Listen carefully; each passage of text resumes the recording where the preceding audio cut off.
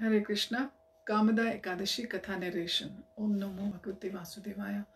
Om Namo Bhagavate Vasudevaya. Om Namo Bhagavate Vasudevaya.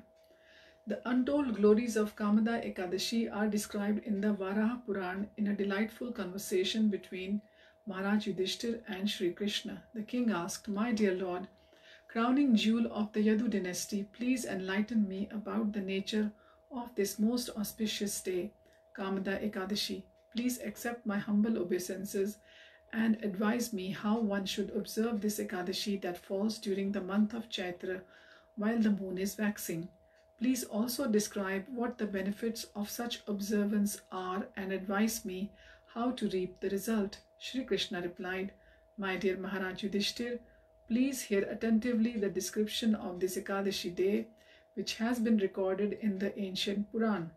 One time, Maharaj Dilip, the great-grandfather of Sri Ramchandra, asked his dearly beloved and most magnanimous spiritual master Vashishtha about the name and procedure for observing this Ekadashi, Kamada, which occurs during the month of Chaitra, March/April. The saintly and sagacious Vashishtha replied, "O my dear king, naturally I will fulfill your desire to hear the glories of this Ekadashi day. The name of this inscrutably aligned constellatory opportunity is Kamada. The essence of such a day is the realization of the delineation of lust and love, and knowing the difference between the two. This sacred Ekadashi burns all one's sinful reactions to ashes and awards the observer the privilege of having an intelligent and confident son. Now please hear the glories of this Ekadashi. Once in the city of Ratnapura or Bhogipura, there was a great and venerable king known by the name Pundarik. He was accompanied by his joyful and confident, munificent subjects, which included the Gandharvas, the Kinnars, and the Apsaras. In that sweetly opulent city there lived a fantastically beautiful Apsara named Lalita and a handsome regal Gandharv known as Lalit. They lived happily as husband and wife and were consistently overwhelmed by each other's love to the point of madness. They were constantly engaged in sporting activities and relished each other's company until their association burned at the heartstrings and gnawed their brains to the point of exhaustion. One time in the court of King Pundarik, many Gandharvas were engaged in blissful frivolities. They were singing and dancing and converting in great bliss. Lalit sang with the Gandharvas, although his wife did not. Rather, she danced in great ecstasy with the many joyous Apsaras. Due to the pangs of separation that Lalit was experiencing in separation from his devoted wife, he felt intense hankering and dove into an ocean of tears. His enunciation during his singing grew weaker and he forgot the words to many songs that he knew of by heart. O king, in that assembly there was one serpent from the Patal region. He went by the name of Karkotaka and knew well the mystery of this situation. He complained in a greatly thunderous voice, "O Lalit, you have spoiled the performance here by your attachment to your wife.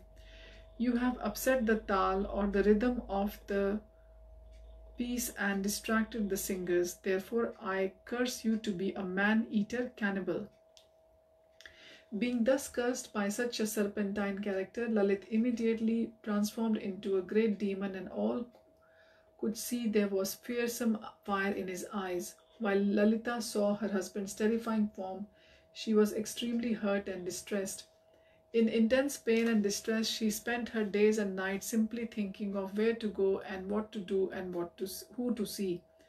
However, her fears allayed, she felt no understanding of where she was, what she was doing, and who she was seeing. She was simply lost on an ocean of delinquent separation. Surrendering all embarrassment, she lived with her husband in the forest.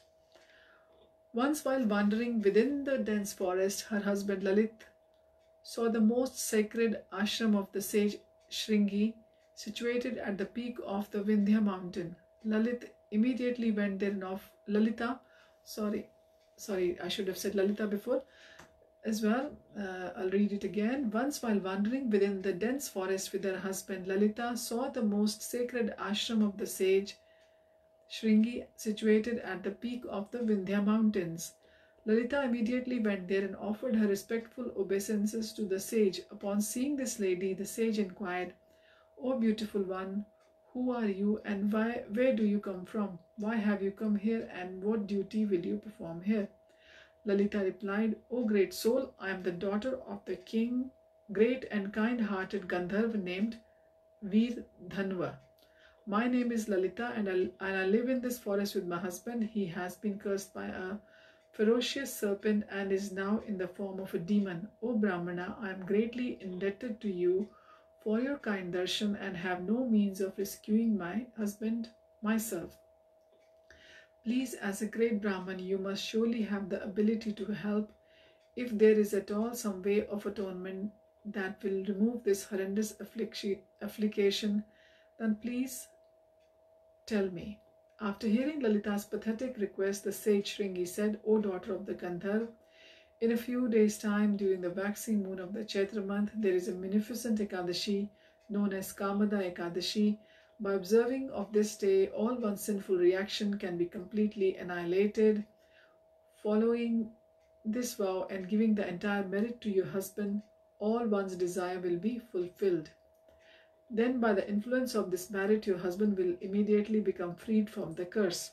O king, being instructed in this way by the sage, Lalita gladly observed the vow of this Ekadashi. On the day of Dwadashi, Lalita gladly sat in front of the Brahmins and the Supreme Lord Vasudeva and announced, "I have observed Ekadashi Vrat as you recommended. Now I have abstained from food and water for the duration, and I am now gladly offering my results unto my dearest husband. I pray that my piety will remove his demoniac condition and alleviate our suffering." As soon as Lalita had finished her prayer, her husband turned demon. Lalit became freed from the reactions of his sins and regained his divine Gandharv form. From that time on, Lalit and Lalita lived happily ever after. Lord Krishna concluded, "O Maharaj Yudhishthir, O best of kings, anyone who hears the narration of this most charmingly blissful day should certainly observe it to the best of his ability. There is no better vow, as it can eradicate even the sin of killing a Brahman and easily counteracts demoniac curses." Hare Tat Sat, Hare Krishna.